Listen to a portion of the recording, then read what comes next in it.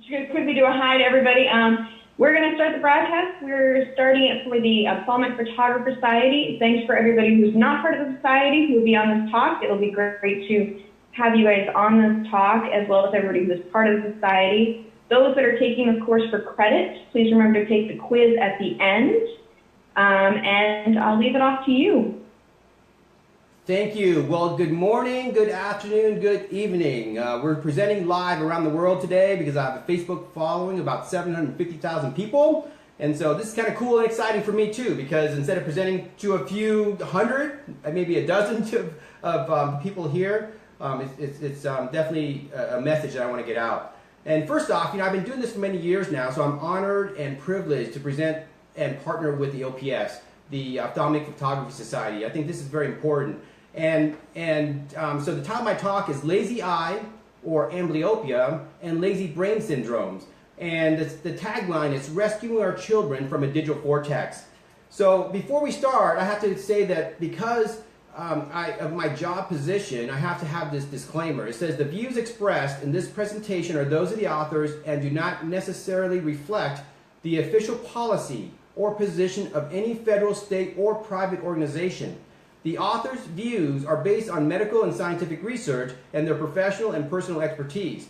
Again, neither I nor any family member has a financial relationship or interest currently or within the past 12 months with any proprietary entity producing healthcare goods or services consumed by or used on patients related to the content of the CME activity.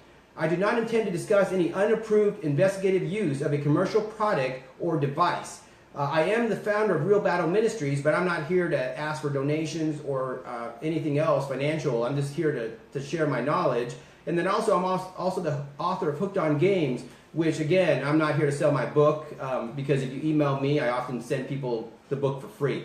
But it is available on Amazon if you're interested. So before we start, I want to lay down the groundwork of what is amblyopia or lazy eye. So lazy eye is when the eyes are not aligned properly, or the signals of one eye is not able to reach the back of the brain. So the way the eyes work is that if you imagine light coming into my eyes, it actually hits the retina. The retina has literally hundreds of millions of photoreceptors. Those hundreds of millions of photoreceptors convene information through the optic nerve. The optic nerve is a little nerve that's only 1 millimeter in diameter.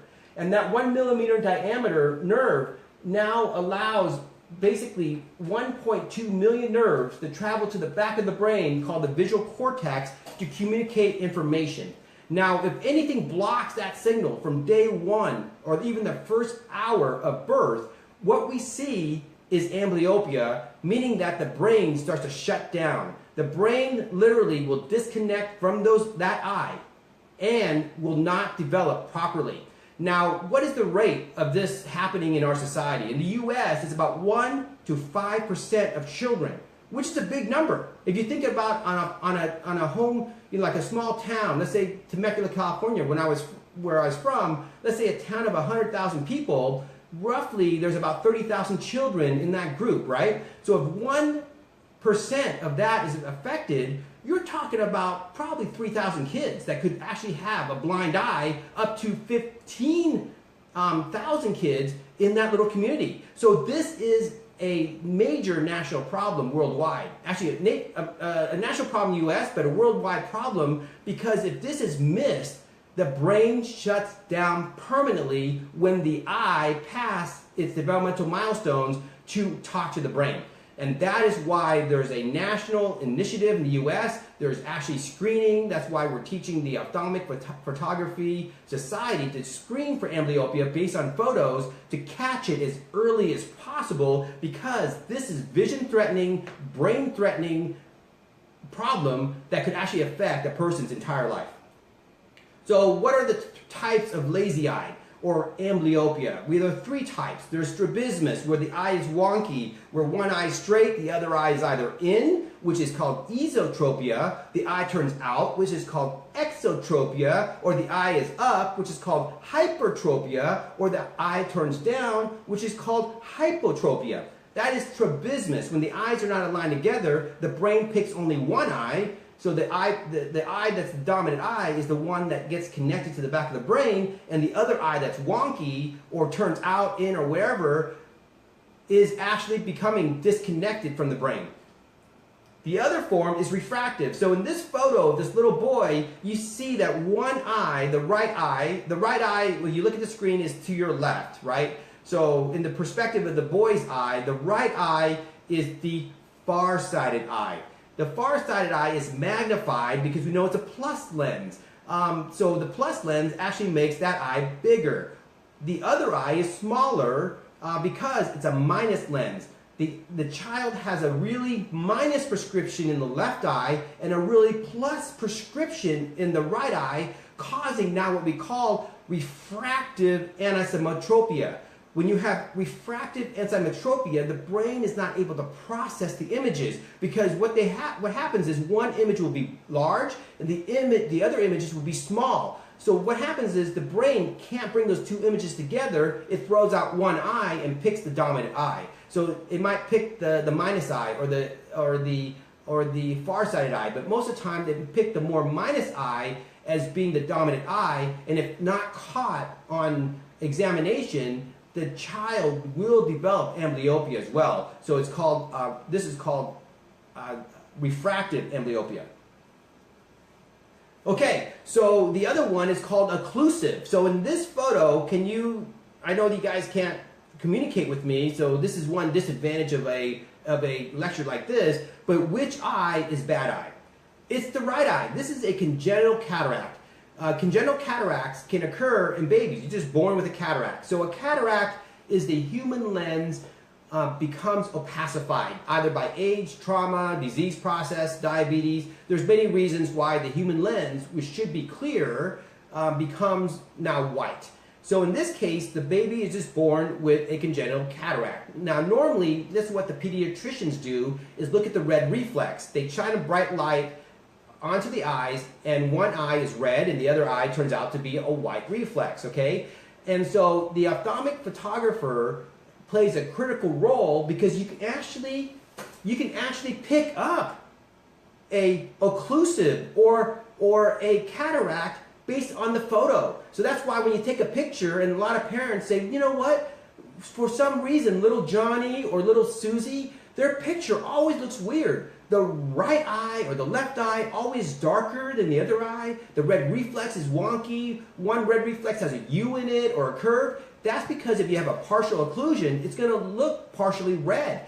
And if you have a full occlusion, it's going to be black on your photo. And the other eye that has a nice red reflex, the light hits the back of the eye, comes back, hits the camera, and that's why you have the red eye. And that's why in your camera, you have the red eye, apps that take away the red eye by painting in the red eye on the photography or the picture with a black coloring to basically reduce that red eye effect. So ophthalmic photographers play a critical role in recognizing this in the healthcare team. Because if you can recognize this in a child when they're 3 months old versus maybe 5 years old, you can change the life of that child. Because the faster you do this, the faster there will be rehabilitation of the visual system. Okay, so photo screening, like this one, which one's the abnormal? Now, the child's looking up, so the red reflex is off, but if you notice the left eye, now the left eye is the eye to your right on the screen. So remember, when you take a picture of somebody's face, their left eye is the opposite of you, right? So, for example, if you're looking at my screen here, this is my right eye, but to you, it looks like to your left, for example. Depending on the camera setup and everything like that, let me see if that's true. I'm looking at my screen now so I can test. That's right, so my right eye is to your left. So this child's left eye, if you notice the red reflex, looks a little different. It has now an area, temporal, which is towards the side of the face, that has a little pale thing. That right there, my friends and colleagues, is a tumor. This child has a congenital tumor, probably retinoblastoma, that will kill the child before they reach their teenage years. If missed, this tumor could actually grow, extend beyond the eye, into the orbit, into the brain, and kill the child really quickly. So the benefit of me is that I've also been trained in eye pathology. So I went to Jules Stein, UCLA, after my residency at University of Iowa, and I studied 1 year in eye pathology. So anything cancer is interesting to me because that's the way my brain is wired. So literally, this is a life-saving medical emergency. And I just had to put this plug in to my kids who are watching me. Yes, I'm only an eye doctor, but I'm an eye doctor that can actually save your life because I know everything about the body. Right, Emily, who's watching me right now? That's a joke, is that, you know, when I talk about systemic stuff, my kids who don't know that I actually went to med school actually says, well, Dad, you're just an eye doctor. All you care is about this real estate. But this real estate can actually affect your brain, and this real estate can actually kill you if you don't have the proper information. Okay, so photo screening. So in this case, you can't answer. So raise your virtual hand. You know. So basically, raise your virtual hand if you know which eye is wrong. Well, in this case, you told the child to look straight at you, so the right eye is the dominant eye. The right eye is looking right at the camera, but look at the left eye. It's turned outward. This is called exotropia. So the left eye is the bad eye. How about this eye? This photo screening here is from the University of Iowa eye rounds. And just want to put a plug in for eye rounds. I started eye rounds when I was a resident. And man, this eye round site on the University of Iowa Department of Ophthalmology has now been a worldwide resource. And this is so cool because I was in Jamaica 1 year. And this is I'm getting off track here just because this is a cool thing.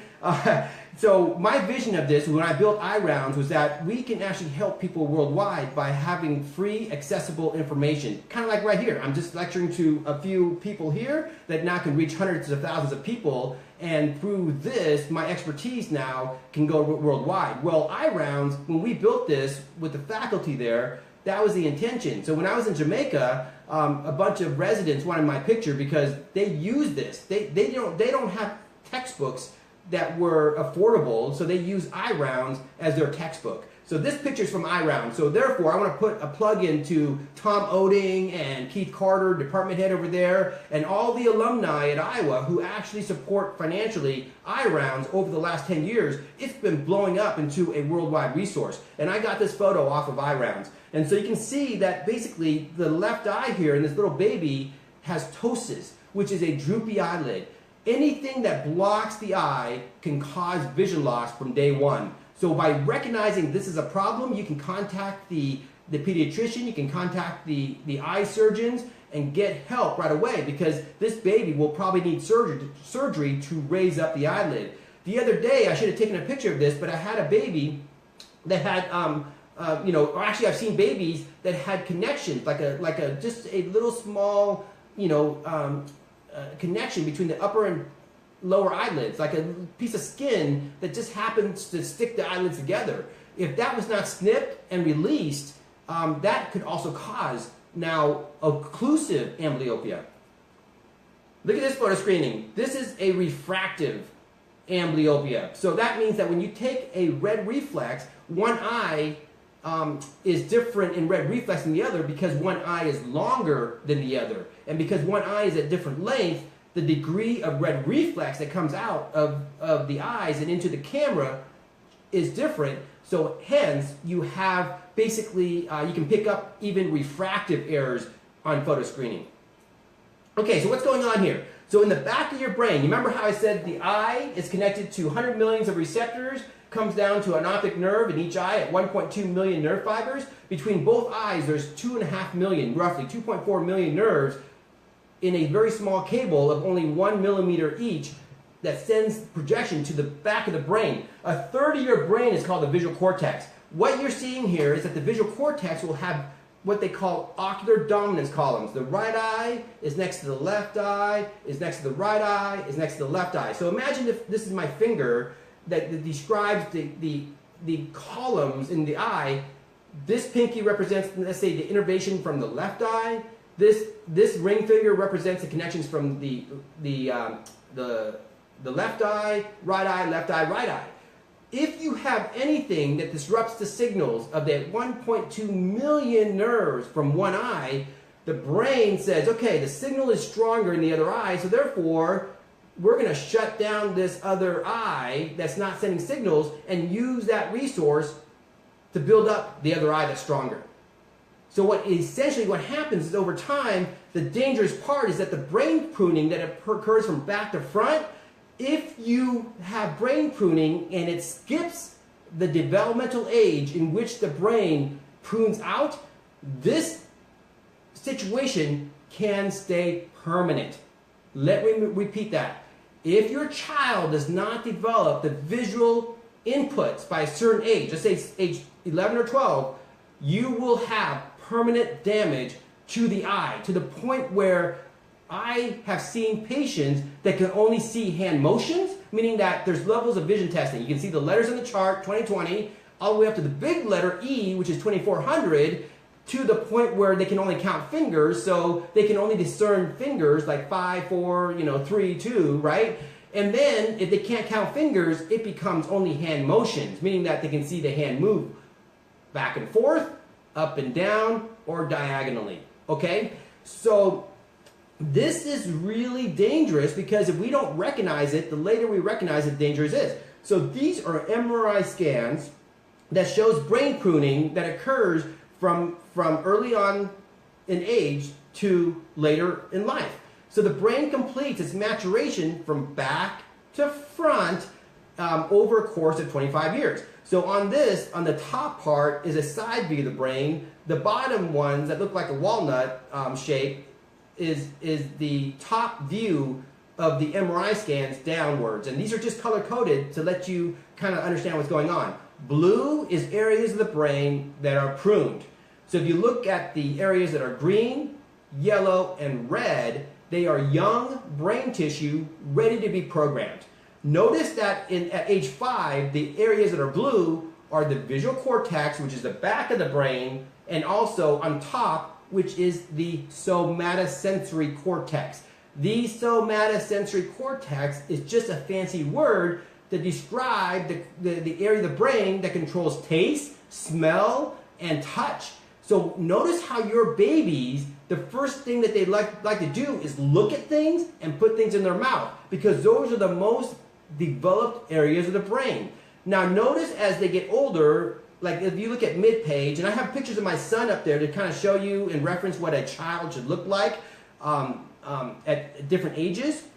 And so at age 12, notice how the blue in the back of the brain gets really robust. And by 16, the brain is pretty much pruned out, except for the frontal lobe, which is the front part of the brain, which is the higher executive, higher reasoning, emotional, self-control areas of the brain that makes a person adult. But notice that the blue part in front here, even though it's being pruned, the brain does not complete and finalize the pruning until age 25, which is off the chart here on this one little diagram. But notice by age 16, if the child has not corrected its refractive, its occlusive, its other means of amblyopia, the brain prunes that out, and then it's game over. You cannot rehabilitate that eye. That is why there's a national campaign in the United States and worldwide to try to catch this as early as possible, because we cannot tolerate preventable blindness even in 1% to 5% of children. So therefore, to summarize, solutions for lazy eye: corrective lenses. So if it's a refractive problem, one eye is more nearsighted than the other, or one eye is more farsighted than the other, we give glasses. And because of glasses, it becomes a corrective issue. The other option is that if the baby is born with eyes that are not aligned, and it's not aligned for the majority of the day, so that the eyes are not able to work at all to send inputs equally to the back of the brain, then we need surgery. We need surgery to bring the eyes in together. So if you have esotropia, where the eyes turn in, we bring the eyes out. If we have eyes that turn out, exotropia, we bring the eyes in. That's why if there's any problems, it's important to go see your ophthalmologist and even your optometrist, because optometrists are trained to pick these things up, and they partner with the eye surgery team to identify these problems, so we can come up with a surgical correction for the child. And then if there is amblyopia, amblyopia means that the eye is now shutting down and the brain connections aren't working. We actually can patch the good eye. So if this is my bad eye and this is my amblyopic eye, I would patch the good eye and force the brain to work on the bad eye. So that's like having if I was born with a weaker arm, I then tie the stronger arm. So now, because I have to do push-ups and move around the house with this arm, over time, this arm gets bigger, and then as the brain pruning passes this developmental milestone, both arms will be equal size, and therefore, I don't have shrinkage of one arm. Same concept. So patch the good eye, and the eye gets better. Now, if patching doesn't work, we can also use pharmacological patching, which is atropine. Atropine is just a drop that dilates the eye and dilates the pupil, and so it paralyzes the accommodative aspect of the eye and basically makes that eye blurred. So by blurring the good eye pharmacologically, they actually force the brain to use the bad eye, and over time that works too. So that actually, in studies, have shown that works as well. And then, believe it or not, video games. There are studies that show that people who are adults who have lazy eyes can play the video games, like for example Tetris, and that helps to reprogram the brain. Now this is exciting. However, in adults, it only has a little bit of improvement. There's not enough data yet to know how much video game time we play, what type of video games are best for young kids. So this is early research, cutting edge in the literature, but for adults, we do see a little bit of improvement, but that's not much. Adult might go from 2400 to 2200. That's still legal blindness because the brain, after it prunes itself, literally cannot have that much plasticity to correct what was damaged in childhood. So that leads to this talk to switch over to lazy brain syndrome, because what we're seeing is the same level of damage in the emotional areas of the frontal lobe. Now, what's interesting about this, the big white elephant in the room, is that everyone's using digital media to occupy their kids, right? To babysit, to basically give them something to do, not realizing that they're actually probably inhibiting the development of the frontal lobe. And I just want to raise this question. If amblyopia, visual amblyopia at 1 to 5% is a national worldwide crisis, okay, a national crisis and a worldwide crisis, and video game addiction has been determined by Douglas Gentile to be about 8.5%, which is 1 in 11, but in certain countries, they've estimated internet and social media and even porn addiction can go up to 30%, 1 in 3 kids. So you're talking about 1 in 11 to 1 in 3 kids. Why aren't more people talking about this? Think about that. I'm not going to answer that question for you, but you need to think about why aren't people talking about this more, but they're more concerned about a visual problem that only affects 1% to 5%. But we're ignoring something that affects 8.5% to even up to 30%. Now, I know there's some research out there that says, hey, it's only 1.5%, but they skew the numbers. So I'm going to start making YouTube videos to explain that research too, because what I tell people is that data is data is data. You can always publish more data because that's how the internet is with peer-reviewed publications, but data without wisdom is dangerous. And it's dangerous because it can harm your family. So let me throw this out. How many people would love to hold this level of attention with your patients or even your children in your house, right? Check this out.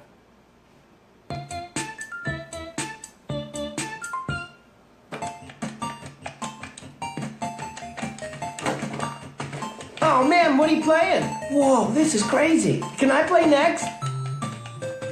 Chris, can you hear me? Sure, I'll totally clean your dishes.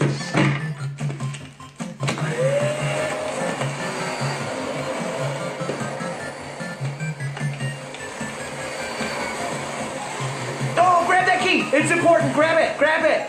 Totally, I'll clean the dishes.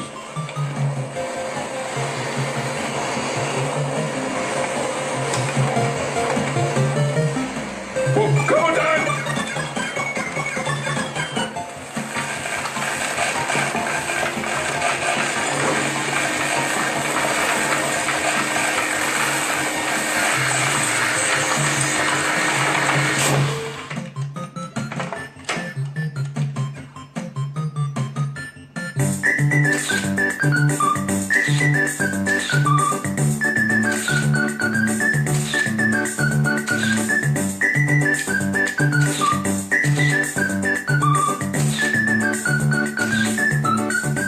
Thank you for the fun times, Grizz's hair. Bye-bye, hair clump. Yeah! Boss level complete! Bros, this house is a mess. You have to clean this up. We Bare Bears, new series on Cartoon Network.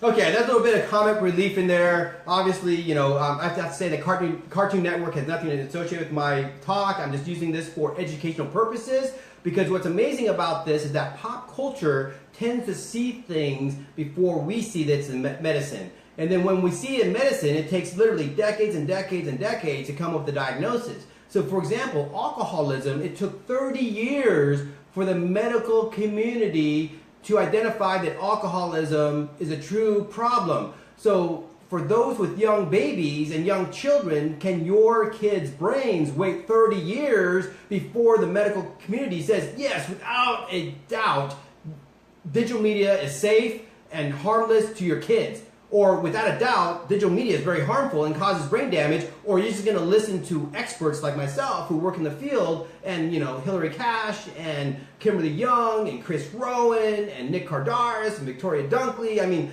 my slide talk, even though I'm dumbing it down so that you all can get it, you know, in a sound bite, because you're not medical professionals, you're not neuroscientists, and I'm not trying to put anybody down, but this talk, even though it seems simple, it's based on thousands and thousands of hours of collaboration with all these world experts and reading their papers and their books and sharing their clinical experiences to basically give you the bottom line up front. But what I get is that people will push back, you know, people don't believe it. That's up to you. But I'm telling you, your kids' brains, because of that pruning, cannot wait for research to definitively tell you what to do or not to do. You need to take this information and try it yourself and see if it works. And it's free because you take the screens away. So what I'm saying is here, why does this work chemically? It's a concept of a digital drug to rewire the brain. So let me rephrase this. When we take cocaine as a drug, we sniff it, we inject it or whatever, or even use it as an anesthetic in the ophthalmology clinic with eye drops, the way cocaine works is it blocks the reuptake mechanism of dopamine, norepinephrine, serotonin. Those neurotransmitters are the neurotransmitters associated with the reward pathway. Meaning that we don't get high off of the cocaine molecule, we get high off of our own dopamine, our own neurotransmitters, norepinephrine and serotonin. We're high off of our own neurochemistry. If you can understand that, you can understand that anything that drives that system, whether it's visual, smell, touch, drugs, alcohol, shopping, behaviors, sex, anything that can drive that system acts like a drug on the reward system. So learning and memory is associated with several areas of the brain. And I spent my PhD actually at Johns Hopkins studying learning and memory. So I just love when I can combine what I've known in the past to things here, right? So I studied Alzheimer's disease and how learning and memory forms physical connections. And the main areas of the brain are the hippocampus, which is this little area that looks like a butterfly in the brain, or where it's pointed here, the hippocampus, is the memory center. It's your hard drive. It's where you remember stuff. It's where things are stored. Now, the amygdala sits at the bottom of the hippocampus. The amygdala is memories associated with fears. The prefrontal cortex up here, that actually is the thing, the area of the brain that develops later, that controls empathy, self-control, mathematics, reasoning, how to be a great human being, love. All that is where you think.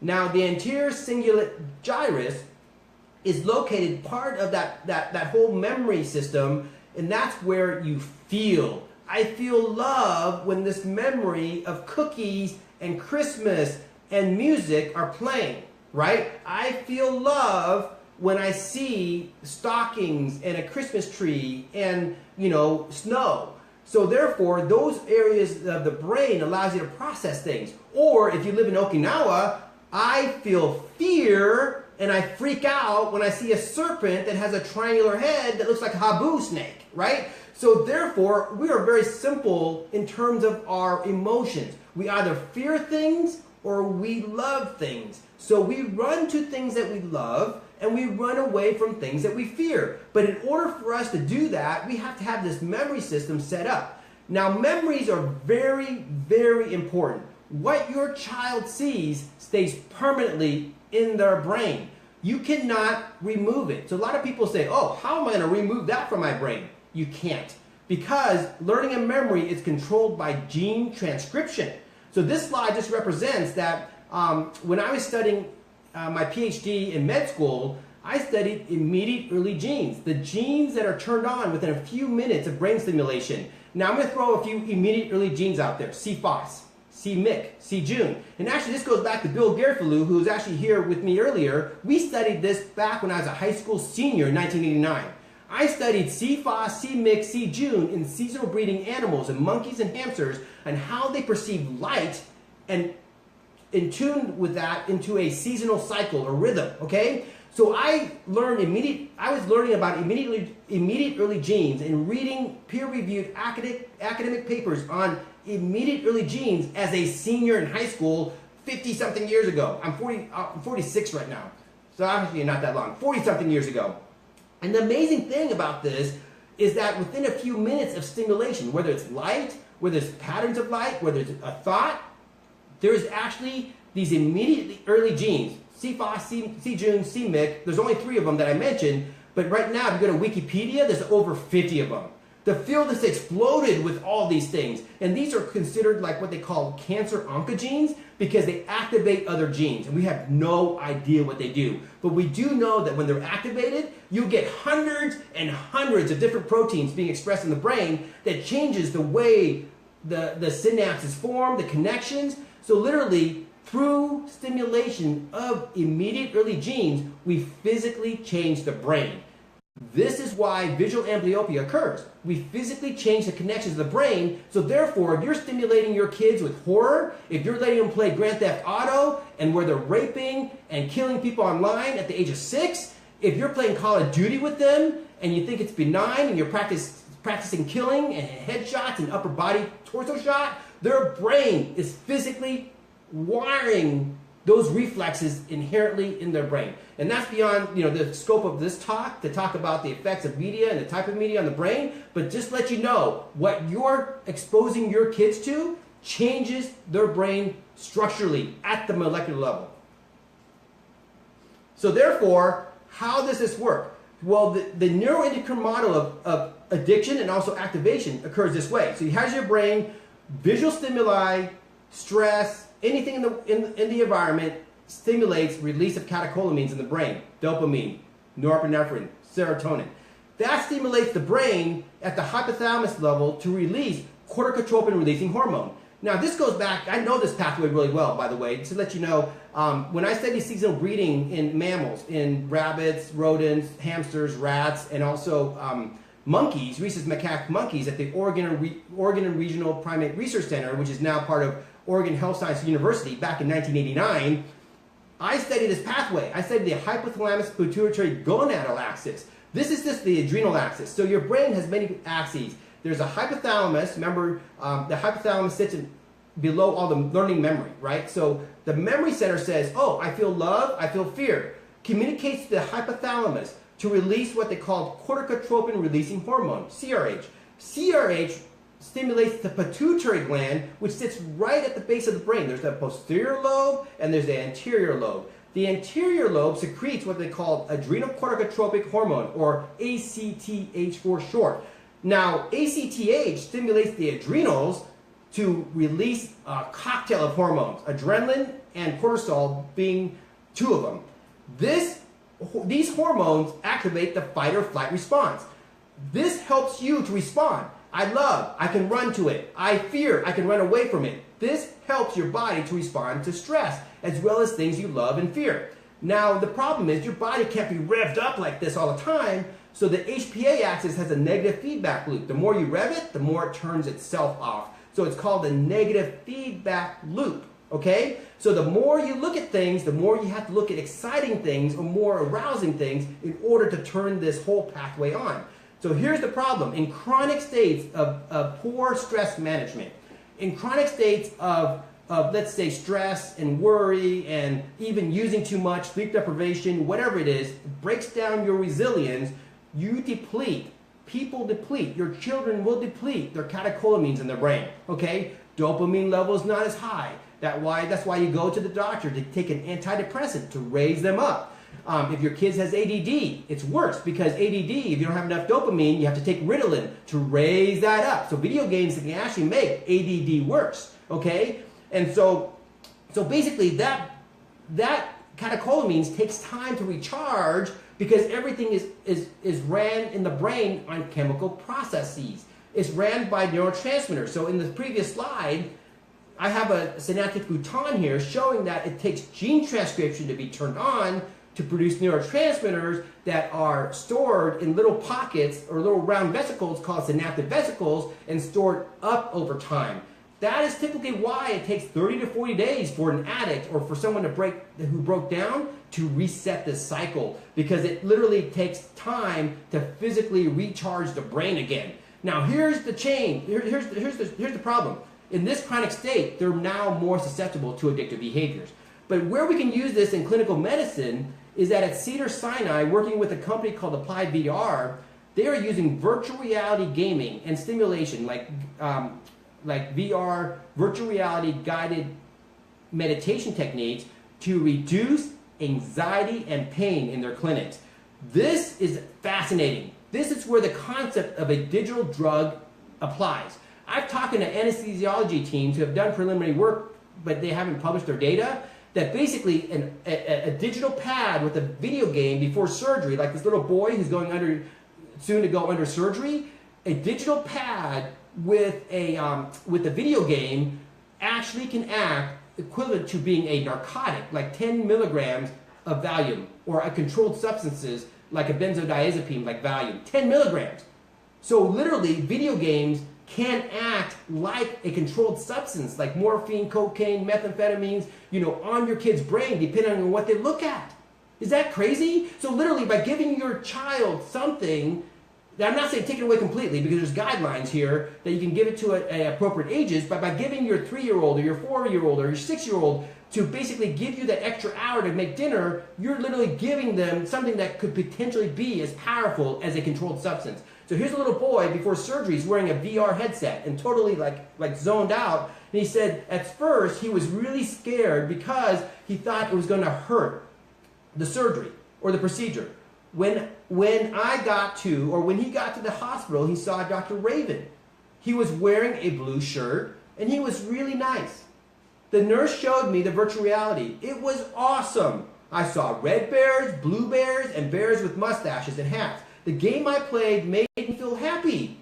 So this child is playing this game where I actually went to Applied VR and talked to their developers. It's a game where you put it on and you throw baseballs looking through a headset, and you just look around and you throw baseballs at these little teddy bears that are coming to you. That aroused the hypothalamus, pituitary, adrenal, gonadal, thyroid, and endorphin pathways to the point where it reduces anxiety and reduces perception of pain. This is amazing. Applied VR is using this for clinical medicine and claims that you can get 45 to up to 62% pain tolerance when using this system. At the University of Washington, working with a group up there, Dr. Hoffman et al. and colleagues have been using a different type of VR or virtual reality headset in burn victims.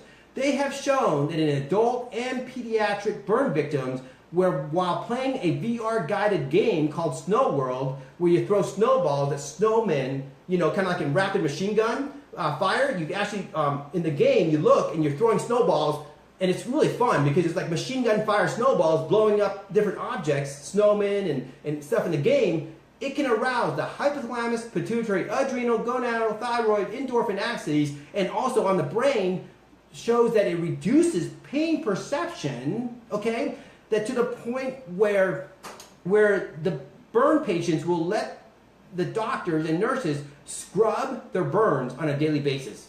And the kids, and both adults and kids, claim that the activity is fun. That is how powerful the system is. Now, let me say something real quick here. I say that, it arouses the system, the hypothalamus, pituitary, adrenal, gonadal, thyroid, and endorphin axes. There is no direct study that shows that right now. When I say that, it's based on other studies. So, for example, there are studies out there that show that if you just add music to the video game, it increases cortisol levels. Well, if it increases cortisol level, it can only come from one place, the adrenal. The adrenal can only come from stimulation via the anterior pituitary back to the hypothalamus. I have the benefit of having 40 years of neuroscience knowledge and studies back from the Oregon Regional Primate Research Center, where as a high school student, I was studying this, that I can actually put this together really fast when I read these research studies. There's another research study that showed that if you play a video game against a computer versus a video game against a real person, when you play against the computer versus the real person, your testosterone levels are lower. When you think you're playing against a real person or you are playing against a real person, your testosterone levels are higher. Well, let's work backwards. If testosterone is higher, that's from the gonads. Gonads are stimulated by the pituitary, anterior pituitary gland, from FSH and LH, which is follicle stimulating hormone and luteinizing hormone, right? That's a different pathway. And then it goes up to basically the hypothalamus. Well, just work backwards. And as a neuroscientist, I'm able to do that because I speak the language. So I can actually convert forward and backward really quickly. Well, Gary Wilson, my good friend from Your Brain is on Porn, showing the effect of excessive pornography in children, they're now seeing erectile dysfunction in kids because they can't get it up with their a human being. They can only get it up with the screen. Well, that makes sense because, they paired their desires through like the Pavlovian dog response, ring the bell with the food, salivate. Well, they're salivating with the fake screen and porn rather than the real human being. So that's why they're getting erectile dysfunction. But if you just work it backwards, right, there's now evidence that, people who use excessive digital media, particularly video games, they tend to eat more, get more overweight. Well, let's work backwards, right? What controls eating? Well, your thyroid gland. Well, your thyroid hormones, all these thyroid hormones like thyroxine and T4, T3 is controlled by what? The anterior pituitary gland through thyroid stimulating hormone, TSH, which is controlled by what? The hypothalamus. We all are hormonal. We're a bag of hormones, literally, right? And we're controlled by the brain. If you work it backwards, we're controlled now by the memory centers, the prefrontal cortex, the anterior cingulate gyrus, the hippocampus, the amygdala. Work backwards now to the visual system, auditory. So what we see, what we hear, what we smell, what we touch acts on your body like drugs because that is how our body moves. That's how our body takes action. Is through hormonal release in the body. Okay, so therefore, we have to be careful because there's people out there trying to create the perfect digital drugs, want to make more money, to have you on your phones more because the more screen time you have on your phones, the more they make money. The more games they sell. Some games will be released and within 24 hours will make $1 billion in revenue. So keep in mind that even in clinical medicine, we're also trying to push forward the field by using this as a perfect digital drug. So we have to be very careful. So meaning that gaming is, or digital media is a digital drug. There's positives. We know there's research that if surgeons who play video games, they have better hand-eye coordination than other people. I'm an ophthalmic surgeon. I love to do cataract surgery in a space, on a microscope that looks this small, but an eye is about that small. To me, when I do cataract surgery, it's like playing asteroids. My mind is geared towards making the pieces smaller, it spins around, the machine's making sound, I'm concentrating on high score, which is basically a safe surgery so the patient has a great outcome. That's my high score. And so basically, by being a video game player before, I'm a better ophthalmic surgeon. There actually is research to validate that. There's also research to show that if you use video games, it can reduce anxiety and depression, enhance memory skills, it's a great training tool, solve science problems, coping with post-traumatic stress disorder, and even clinical pain management. But here's the warning.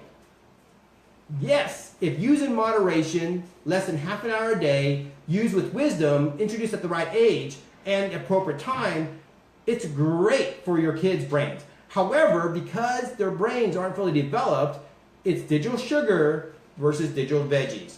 So the things you want to enhance their brains with the digital media is digital veggies, learning mathematics, skills and life skills and all that kind of stuff. But what their brain wants is digital sugar, video games, digital crack, mind crack, face crack, social crack, whatever crack, and then porn crack, right? So what happens is that can lead to a brain that's not fully developed in the frontal lobe. They can't make the right decisions. They will eat the digital sugar. They will digest the digital sugar like they would with real sugar first. That leads to addiction, sleep deprivation, gamer rage, depression, anxiety, antisocial behaviors, failure to achieve potential, even family abuse, extreme violent behaviors, even self-harm.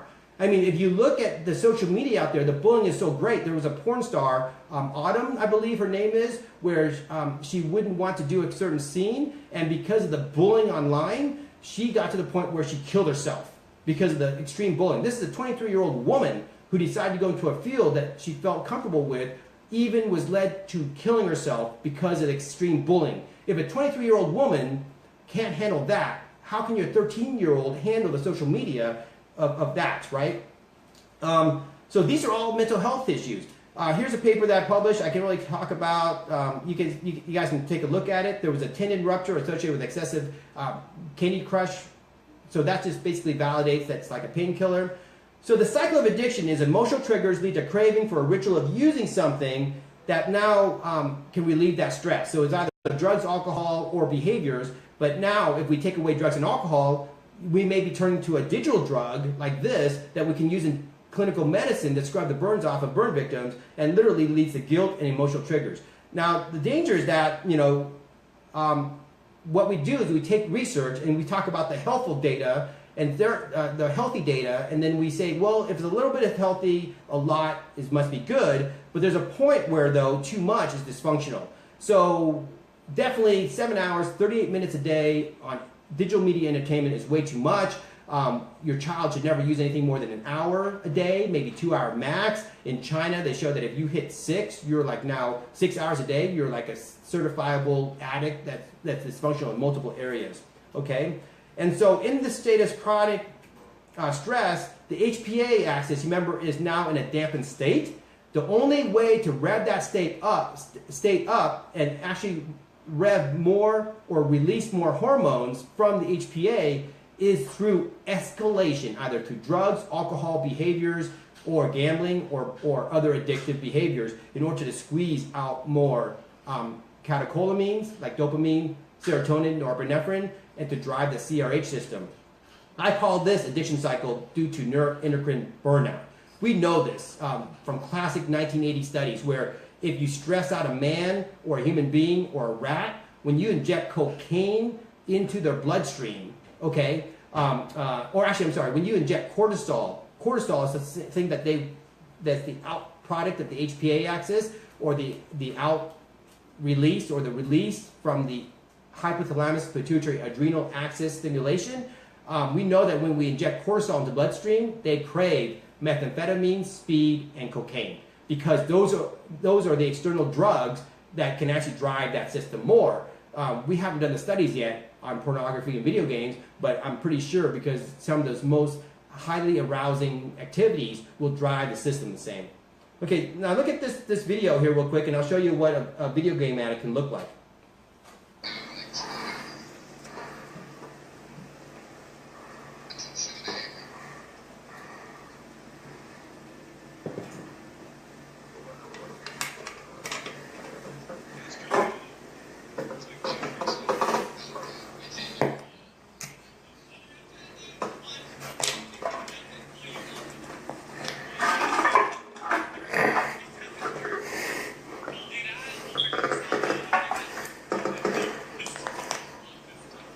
Little doggy there, poor little doggy. I've given talks all over the world on this thing, and kids come up to me and say, oh, my neighbor's a video game addict. All we see is a glow in his room and in the back of his head, and then one day his dog dies because he forgets to feed the dog. So this is not uncommon. We've had moms approach me and my wife and write to us and say, instead of empty Coke bottles like that, they would find 100 2-liter bottles full of urine, because the gamer cannot leave the computer, right? So they actually pee in the bottle. So those with young kids, we've also seen that as well. They actually overcome their desire to pee to the point where they're peeing themselves at the computer at the age of 8 or 9. So they're not learning how to go to the bathroom. So the video game as a painkiller, as an anxiolytic, may be the problem.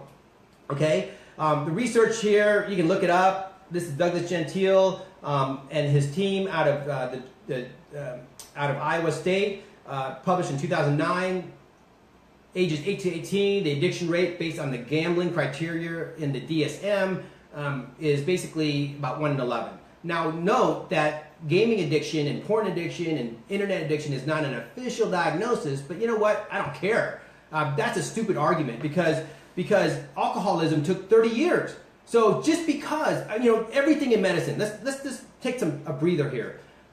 Everything in medicine was not in a textbook before there were people who wrote the textbooks. And just because they weren't in a textbook does not mean it's not real. So any person, researcher, any arguer of this concept out there uses that tells you how dumb they are. Because if you use that argument that it's not in the DSM, therefore it's not real, they're so prideful that they think that in 2017, almost 2018, we know everything about medicine, which I tell you we don't. So therefore, we know from research here in 2009, 2011, and even a separate group in Greece in 2012, the internet addiction rate in America and around the world is about 1 in 11. That's 8.5%. That is almost 2 times the amount of amblyopic kids and almost 8 times the amount of amblyopic kids if you take the 1 to 5% statistics from the beginning of my talk. So this is, I think, a huge epidemic. And we're ignoring it, and we're literally having kids that are growing up looking like they're ADHD-like, Asperger's-like, autistic-like, and we don't know what's going on. And this is serious. We have had suicide over gaming addiction. We've even had mothers when their husbands are on deployment. And I can say this actually because this is a public case that I pulled out of the news. A New Mexico mom starved her 3-year-old daughter to death while playing 15 hours a day on World of Warcraft and chatting with men while her husband was on deployment. And then we had a Jacksonville mom, and I don't know if this is related to anything else, other than that. Basically, she shook her baby to death because of Farmville interruption. And we're seeing that, and we're actually seeing that through published work from other people, that now dads are smothering their babies because they cry and they're bothering their gaming sessions, so they put a pillow over their baby only to find their baby suffocating. So that's popping up in the news.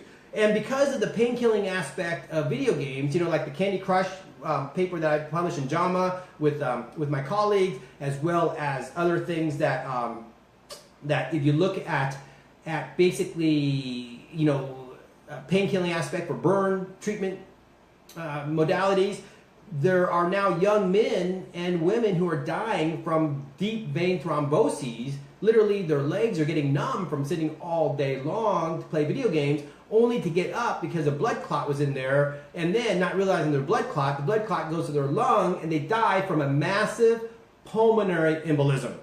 Okay? So literally, kids are stroking out because they're not getting up and playing. So again, remember, amblyopic is when the back of the brain, amblyopia, visual amblyopia, is when the back of the brain shuts down. I think what we're seeing now is a emotional or frontal lobe amblyopia. I call it lazy brain syndrome. So the analogy I have for you is the brain for the child starts like a fist. If you think that digital media is all healthy, I'm not arguing against that. Hand-eye coordination, creativity in that realm of video game, whatever they're playing, will be developed and represented by the thumb. However, because it's like addictive and they can't pull away from it, and there are designers that make them want to play more and more hours per day, that area of the thumb, or actually area of the brain representing the thumb, gets big. Okay? But now reasoning, empathy, self-control, communication, eye-to-eye contact, verbal skills, you can go on and on. It's not going to be developed because you only have 24 hours a day to pour into your child's brain. Now I tell you this because you, as Ophthalmic Photography Society individuals, will have contact to young families. You can share with them and change their lives by sharing them this information, because literally what happens is, as they grow up and they hit age 12, guess what? They become all thumb thinking. And then they get the diagnosis of Asperger's or autism. Now, I'm not saying that all autism is caused by this, but there's Romanian doctors that are saying that they're seeing a digital autism where you remove the screens and the kids get better. And I'm actually working on a case report now where a very young toddler was headed towards that nonverbal, autistic-like ADD kind of spectrum. We moved the screens, and she became verbal, and she became interactive, and she became alive again. And the mom was like, wow, it was a dramatic 2-week, event, right? And it's free. You take the screens away, you save money. You take away the screens, you don't have to buy, these expensive $60 video games and $300, $400 game systems and video cards, right? So literally, it can change your child's life. And so the lazy brain has to be taken early on in life, because if you look at this, and the reason why I'm so passionate is that if I'm passionate about saving vision, and I have information that can save your kid's life, because the frontal lobe, look at this, between age 12 and 20, it's when it's being pruned. It's too late if you come to me when your kid's a teenager. I need to reach the audience before the brain starts to prune. Because if the brain starts pruning, we literally see a lazy brain or emotional amblyopia or frontal lobe amblyopia, whatever it is, whatever you want to call it, official term, we're seeing that. And the way to do it is really this. To address this problem, we have to do prevention, education. This is why I make these videos. This is why I stream online. This is why I communicate this. But I know this is hard to hear because everyone uses screens for entertainment in their homes, okay? So I'm asking people to take away their fun. I'm asking people to take away the fun for their kids for a certain season in their life. I'm not saying it's taken away forever, but we have to communicate this as educators, as physicians, as people in the medical field, as ophthalmic photography society members who are having one-on-one touches with young families. We have to help prevent this problem, because in clinical medicine, prevention is much cheaper than treatment. The next thing is screening. We need to come up with research now, and this is where research is valuable, coming up with the right tools to screen for, potential screen problems and digital autism. And this actually, digital autism, I got to give a plug to Lori Fromm back in Pennsylvania, and also Dr. Karen Heffler, who's actually an ophthalmologist at Drexler. She wrote the paper on digital autism, okay? So what's cool about this is that you have 2 ophthalmologists in the field worldwide who actually sees this problem and able to communicate to the medical society in a way. And after doing this talk for like 6 or 7 years now, actually no, probably 6 years now, I have 0 doctors, 0 psychiatrists, 0 neuroscientists who can actually stand and debate with me and disagree. This argument that I'm giving you is so solid in foundation and research that this will change absolutely your child's life based on the groundwork by Kimberly Young and Hilary Cash and Chris Rowan and Victoria Dunkley, who's a pediatric psychiatrist out in LA, who showed that if you remove the screens from your kids, it actually changes everything from mental breakdowns, poor grades, to even psychotic breakdowns like depression, anxiety, and atypical psychotic behaviors. And then also Dr. Karen Heffler and also Dr. Nicholas Kardaras. I mean, because the internet allows me to connect to all these people, I'm telling you, this information is solid. And then finally, treatment. We need to come up with treatments. I don't know, because in a way, when in visual amblyopia, we can't just throw video games and vision training to an eye that's now bad. You can only get from 2400 to 2200 in vision. The eye is pretty shot. So if people don't listen to this and their kid is now 24 years old, 25 years old and all done thinking, they literally need a life coach. A 24/7 Andy Doan or Dr. Doan walking with them through every process of their life to try to even get them to some resemblance of functionality. That is what we're facing now. But if you can actually act on this when they're age 4, 5, 6, or even 8, or even 12, you can actually change your child's life, because now you can reverse their trajectional dismal digital vortex getting sucked into the digital vortex and change their developmental trajectory. Now you can actually, at age 12, work on communication skills, eye-to-eye contact, empathy, self-control. There's time, because their brain still has 13 more years to program in the sweet spot of neuroplasticity. So what to look for? These are what signs and symptoms you have to look for in your kids and grandkids and families. There's a preoccupation with video games. That's all they talk about. They get irritable, anxious, or sad when video games or digital media or their phones are taken away. They spend too much time talking to the point of not getting enough sleep or continually showing up late for school or work. They're unable to stop or cut back their own digital media entertainment, okay? They have problems with the relationships and others because they spend too much time in the digital world. They have no good friends in real life.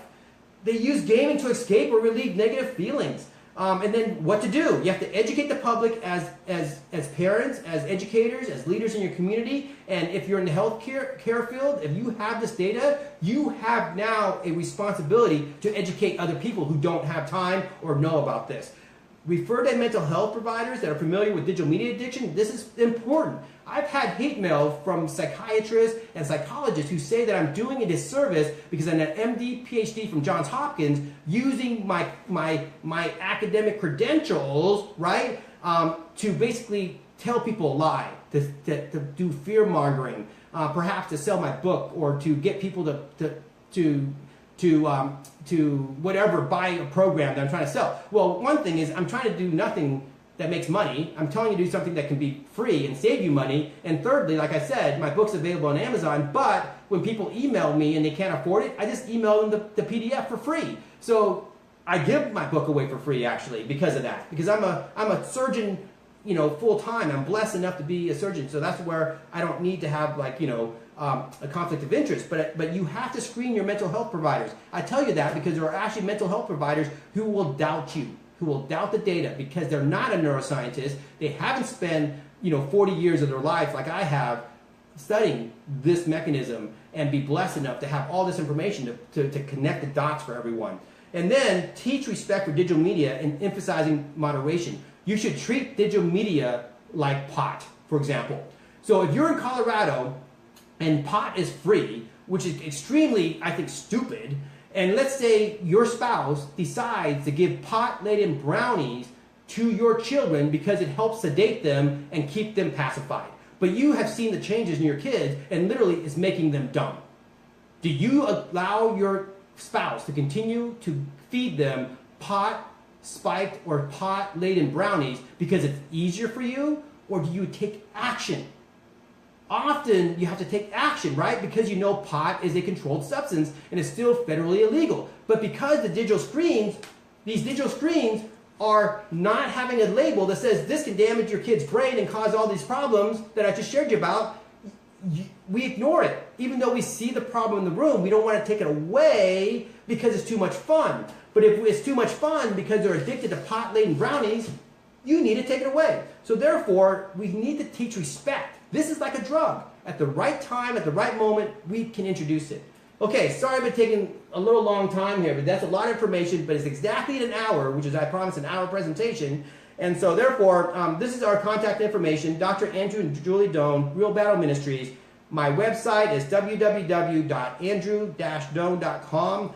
Our ministry site's called Real Battle, www.realbattle.org. And you can also follow on my public Facebook page, which is facebook.com/Dr. Andrew Doan. I will open this up for any questions. Thank you for your attention, and I'm sorry for my hyperness, but I know that because I'm not with you face to face, I got to be more hyper to be entertaining, to keep you awake, because I know this is about 10 p.m. East Coast Standard Time, and you're almost ready for bedtime.